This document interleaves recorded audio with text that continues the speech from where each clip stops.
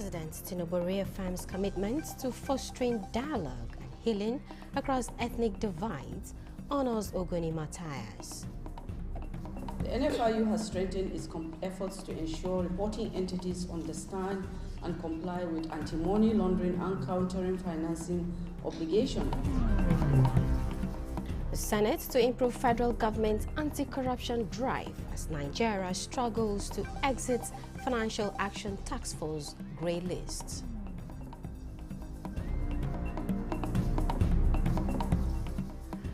Chief Justice of Nigeria, Attorney General of the Federation, bid farewell to Justice Ayola, extolled the parted jury's judicial pronouncement.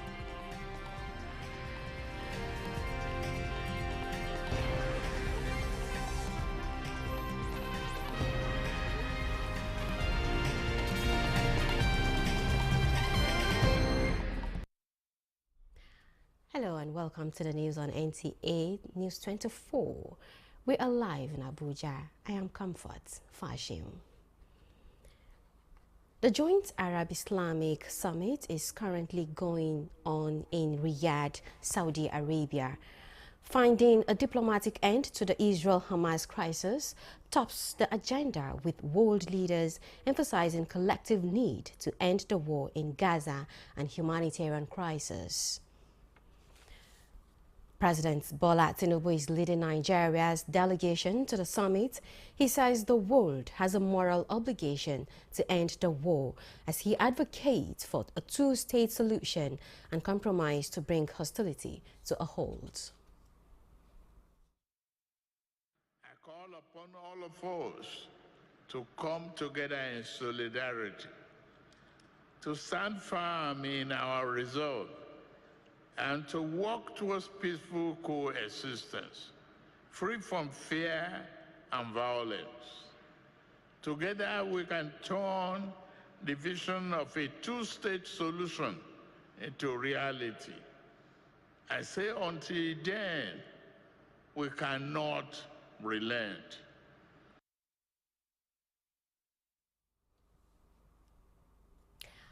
President Bola Ahmed Tinubu has also approved the reappointment of the Director General of the Nigerian Building and Road Research Institute, Professor Samson Duna, for a second four-year term. A statement from the Deputy Director, Information and in the Institute, Peter Mashem, confirms that the Director General's reappointment was conveyed in a letter signed by the Secretary to the Government, Senator George Akume. Professor Duna has been serving as the Director General of the Nigerian Building and Road Research Institute since his appointment in 2020. Duna is an erudite professor of civil engineering from Biliri local government area of Gombe State. And President Bola Ahmed Tinubu has also reaffirmed his administration's commitment to fostering dialogue, reconciliation and healing among all ethnic nationalities to make up our great nation. In a special message commemorating the 2024 Ogoni Matthias Remembrance Day, President Tinubu stands in solidarity with the National Youth Council of Ogoni people and all Ogoni citizens to honor those who made the ultimate sacrifice in defense of the Ogoni nation's interest. This year's commemoration, themed After Prize Comes Prize, reflects our collective commitment to acknowledging the pain and the lessons of the past as we aspire for a brighter future.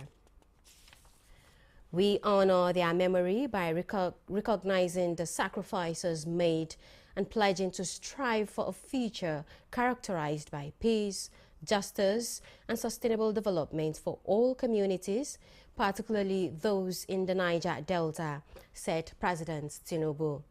The President, in a statement by the Special Advisor to the President on Information and Strategy, Bayo Ononuga, reaffirmed that his administration will actively address historical grievances and work towards building a united and prosperous nation for future generations.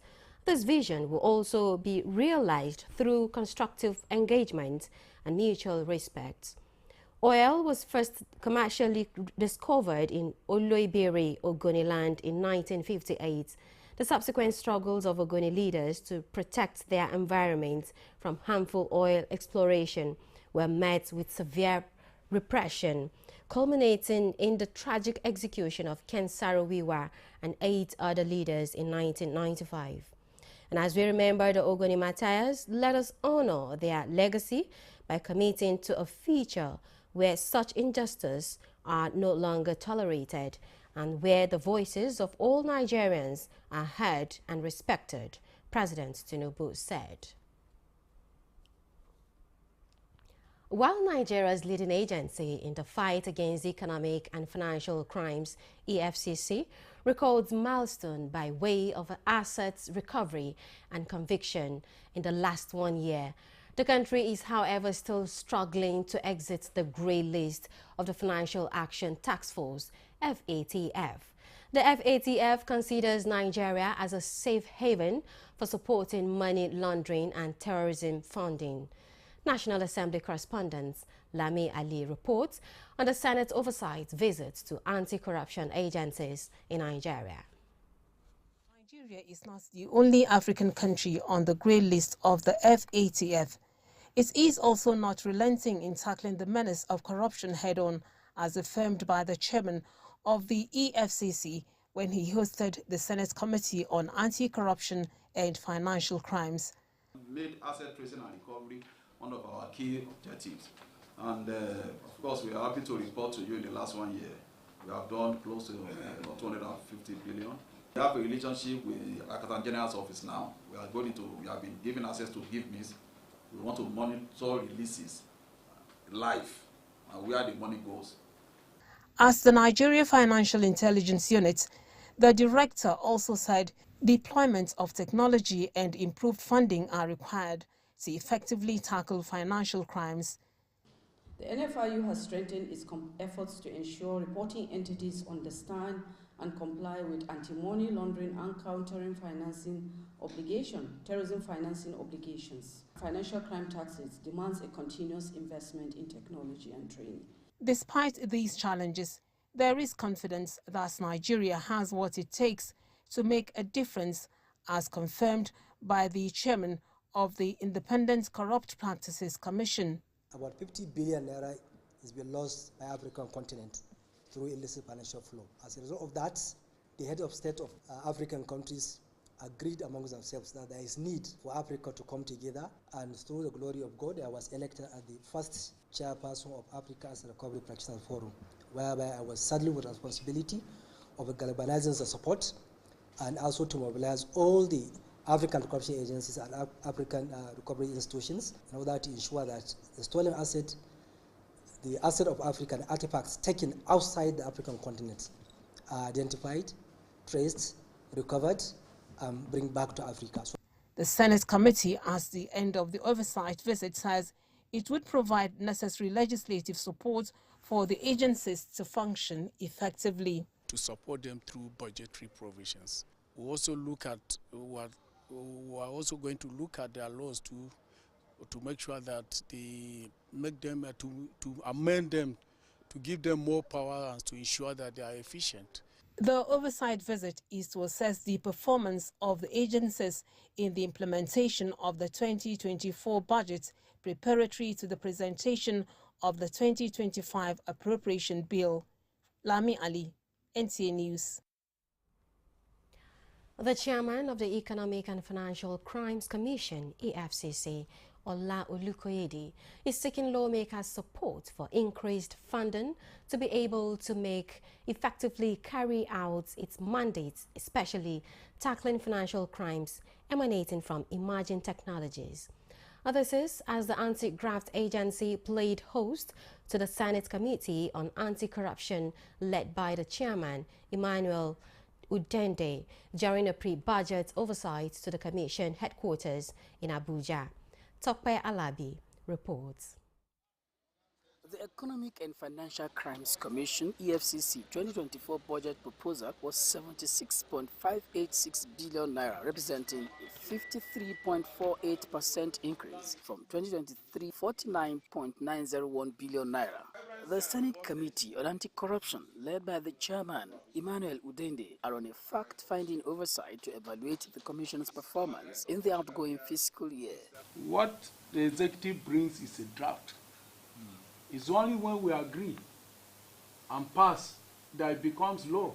EFCC Chair Ola Olukoyede highlighted notable achievements, including asset tracing and recovery exceeding 260 billion naira, establishing a department to prevent fund theft, as he emphasized the need for increased funding to combat financial crimes enabled by emerging technologies ecosystems.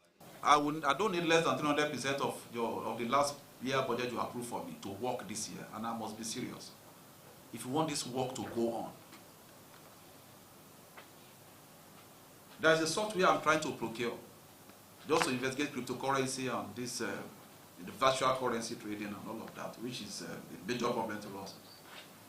The list will receive is 3.4 billion just for one software. The committee toured facilities initiated during Olukoyede's first year, with Chairman Udende expressing satisfaction with the progress. We have commended them for doing a very good job. They have 2,600 and something convictions. They recovered over 200 billion naira. When he's talking about proceeds of crime, once they recover these funds, we can tax a percentage, like custom do. They are entitled to a percentage of whatever they get for the year. Through this oversight, legislators assess whether existing laws and appropriations yield intended results. In Abuja, Tokpe Alabi, NTA News. The National Assembly Parliamentary Support Group is bringing together voices from across the country to explore a vision for a distinctly Nigerian system of government. It was a national discussion aimed at returning Nigeria to parliamentary system of government. Ignatius Nkwo reports. Within the walls of the Shehu Musa Yar'Adua Center, Abuja, renewed voices emerged, calling for a switch in Nigeria's system of government under the theme, fostering accountability through a homegrown parliamentary system of government. Participants here, leaders and citizens alike, imagined a future where Nigeria's strength rises from its roots, with a system crafted by its people for its people. A closer look at the system reveals fractures that can no longer be ignored, dreams left unfulfilled, and gaps that beg to be filled. Those who captured us or conquered us left behind a system that was familiar to them. It is about crafting a legislative system that resonates with everyday realities, aspirations, and diversity of the Nigerian people. It was a loud dream of a government that would be very close to its kin, where transparency and accountability will take root. This homegrown parliamentary system of government, they argued, would not only empower citizens, but bring leaders face to face with the people's hopes and aspirations. The last 25 years has not actually given Nigerian citizens what they were expecting from their governments. Any system that we will build that will not make the people in power fear the people is an imperial democracy. It will never work. That the system we imported, the laws we have so much loophole. The dialogue ended with a pledge, a commitment to refine this vision, to shape a parliamentary system that would echo Nigeria's rhythms and values. As part of the initiative, the Parliamentary Support Group also organized a national essay competition for undergraduates. Ignatius Nkwo, NTA News. The need to engage children in the country through positive role modeling and mentorship has been described as crucial steps towards building leaders for the future. Member House of Representatives Bamidele Salam, who is the President's Children of Africa Leadership and Values Development Initiative, stated this at a media briefing in Abuja. He says National Children Leadership Conference is being organized to engage children from across the country to have mentorship sessions with leaders in the executive and legislative arms of government as part of efforts to stimulate interest in education.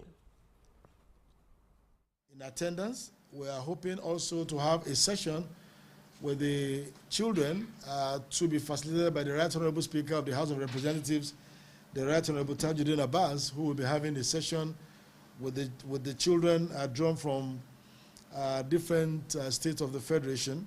Everything that we have done in Cardiff, it appears that the most focal of those issues have been how to get back our children to school. If you don't put children in school, there is no way you can solve all these problems of insecurity, banditry, and what have you. The proposed National Children Leadership Conference is expected to coincide with the Universal Children's Day celebration later this month. You're watching NTA News 24. We take a short break now. Stay with us.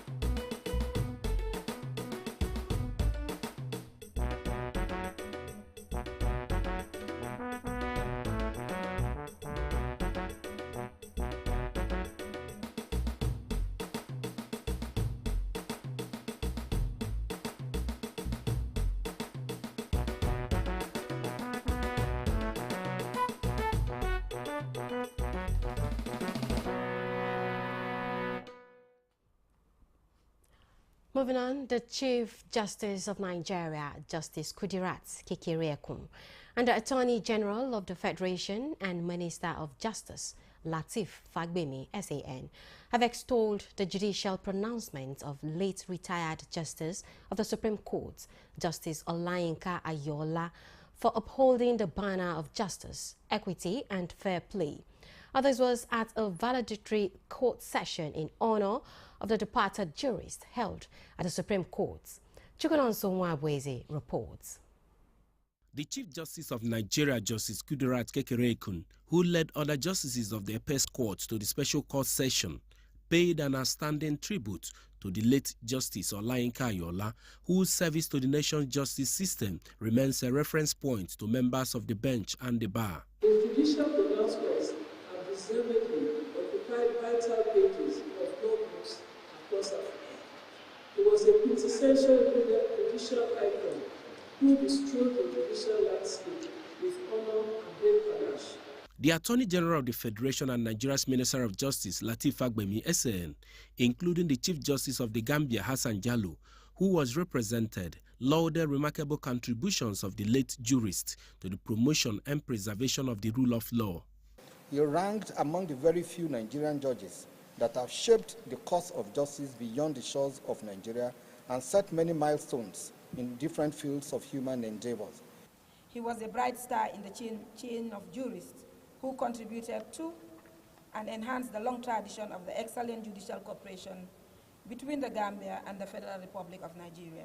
With over 5 decades of impeccable judicial career, late Justice Olayinka Ayola, a former chairman of the Independent Corrupt Practices and Other Related Offences Commission, ICPC, died on the 28th of August 2024 at the age of 90, having served at various judicial positions on the bench, culminating in his elevation to the Supreme Court in 1998.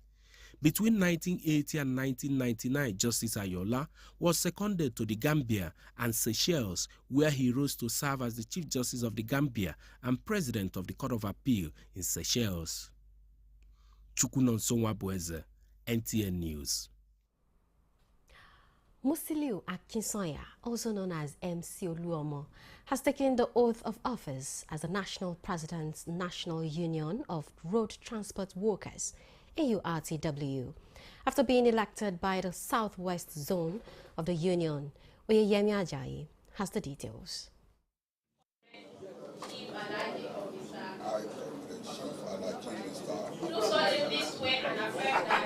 Taking the oath of office by the new leadership of the National Union of Road Transport Workers, NURTW, to these chairmen and secretaries from all 36 states of the union, it could be said to be a new dawn for them, as they are ready to steer the union on a better path. Musiliu Akisoya, also known as MC Oluomo, elected the new president, now becomes in charge of the union, with the vice president Tajuddin Ahmede, who emerged the vice president. One thing emphasized is the need for properly uniting the union with the target of better service. I, Aliyu Isare, the former acting president, now step down since the House has unanimously elected somebody to be the president. I'm now stepping down. I became my deputy president. It will leave the union to create with the help of anti-abuse. Thank you very much. God bless you. God bless you. Some of the members spoke on their expectations from the new leadership with the determination to fully support them to move the union to greater heights. We will not allow anybody, no matter who is that person, to destroy this union. This union is above all of us. No matter the wealth, no matter the money you have, no matter the position you are. We know his intellectual capacity to steer the union to a new level. Then we are absolutely sure and always very guaranteed that the union will rise from where it is to next level. Part of the resolutions reached by the union was the vote of no confidence passed on the former president of the union, Tajuddin Baruwa, while declaring him suspended indefinitely from the union. Oyeyemi Ajayi, NTA News. Ahead of the much-anticipated legal framework on promoting circular economy in Nigeria, the National Environmental Standards Regulation and Enforcement Agency continues stakeholders' engagement and advocacy to prepare grounds. NGOs as grassroots partners benefited from the latest sensitization held in Abuja. Environment correspondent Mina Daniels has the details. The efforts put together by the National Environmental Standards and Regulations Enforcement Agency NESRA to combat the menace of plastic waste and promote circular economy has yielded fruits, with the legal infrastructure soon to emerge. The Minister of Environment, Balarabe Abbas Lawal, represented, started this during a sensitization program organized for non-governmental organization by NESRA.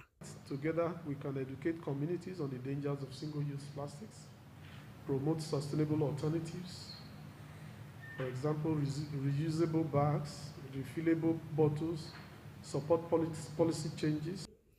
NESRA wants NGOs to take responsibility and begin the change from individual actions, as well as use their wealth of experience as frontliners to take the message to the hinterlands. We think that we need to begin to sensitize them to the emerging and the evolving system that is coming. When the legal framework emerges, nobody will say that it doesn't know that this is what is emerging.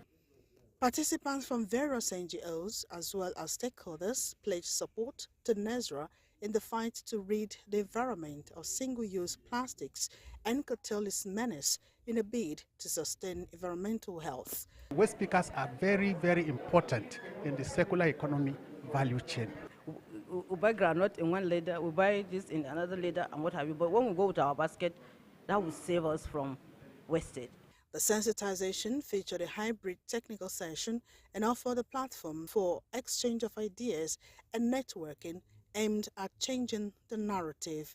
In Abuja, Mina Daniels, NTA News. Nigeria Labour Congress, NLC, has directed all state councils of the union where the national minimum wage has not been fully implemented by 1st day of December 2024 to proceed on strike.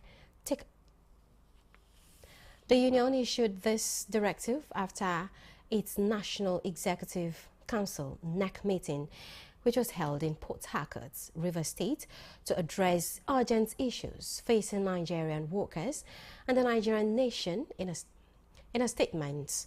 NLC expresses deep frustration over delay by some state governments to implement the 2024 National Minimum Wage Act, describing it as a betrayal of the Constitution and denial of the rights of workers. The union resolves to set up a National Minimum Wage Implementation Committee that will, among others, commence a nationwide assessment, mobilization and sensitization campaign, educating workers and citizens on their dignity and rights. It also called for the implementation of comprehensive social protection policies that shield Nigerians from poverty, provide affordable health care, and ensure a wage that reflects the true cost of living. Federal government empowers mining committee. Nigeria also loses more than $9 billion annually to illegal mining activities. This was brought to the fore at a capacity building and training of host communities on various skills and experience sharing to protect their rights. Bosede Abel Amosu reports. The federal government, through Nigeria Extractive Industries Transparency Initiative (NETI), is partnering with Global Rights to empower more than 91 participants from 5 local government areas in Nasarawa states in different skills. Some of the issues deliberated on are health hazard, environmental degradation, and economic marginalization, despite the wealth generated from the resources leading to unrest. Deceiving the landowners with a little peanut. Key industry players say most of the mining activities in Nigeria are unregulated, adding that this has led to an increase in insecurity and displacement of many individuals from their ancestral homes. Our traditional leaders play a vital role in fostering collaboration and ensuring that the interests of the communities are protected. Unity is very important in developing the community so that all of them will be speaking with one voice. Empowering indigenous communities also enhances their ability to negotiate with mining companies and government bodies. The aim of the government is to promote a sustainable and gender-inclusive minerals sector, ensuring that more women participate in the mining sector. In Abuja, Bosede Ebola Mosu, NTA News. Well, that concludes the news at 11. Thanks for watching. I am Comfort Fashio.